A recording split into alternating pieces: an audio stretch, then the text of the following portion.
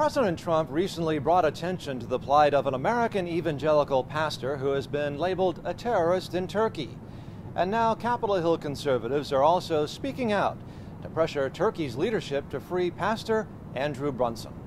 He is a pastor, much like myself, from the state of North Carolina, Pastor Andrew Brunson, who has served many years faithfully in Turkey. What Erdogan has done in arresting him and catching up in this 2016 revolution has been a major concern for many of us. Some of us have actually been to Turkey. It was a privilege to have his daughter, Jacqueline, to come to our Republican Study Committee meeting and kind of share her heart at some of the things that have gone on. And what's gone on is that Brunson has been held for more than 18 months on espionage charges, although he was just moved from jail to house arrest due to health issues. Some 20 Americans in all were charged after the failed coup against President Recep Tayyip Erdogan in 2016.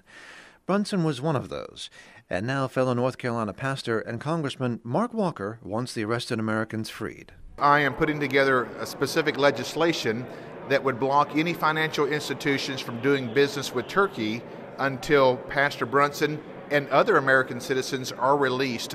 We have several, not just Pastor Brunson, that was caught up 2 years ago and have been kept in captivity.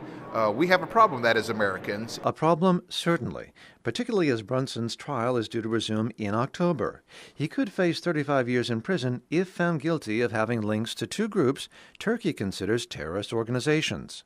Brunson, who has done missionary work in Turkey for 23 years, denies terrorist ties and says he avoids politics altogether.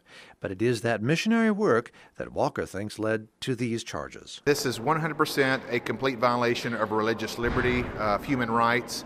At the very basis, this is a humanitarian crisis that Erdogan has created on some of these people who are believers, who are Christians. Sometimes the community is to criticize President Trump when he goes after NATO for not paying the 2%.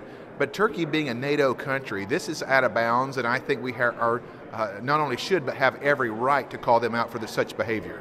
With religious liberties at issue and Turkish President Erdogan's support of democracy already in question, it may be time for the kind of financial sanctions that Walker seeks. John Hines, One America News, Washington. Want to see more videos like this? Click on the link below and subscribe to One America News on YouTube, and call your cable provider and kindly demand that One America News is added to your lineup. Call and subscribe today.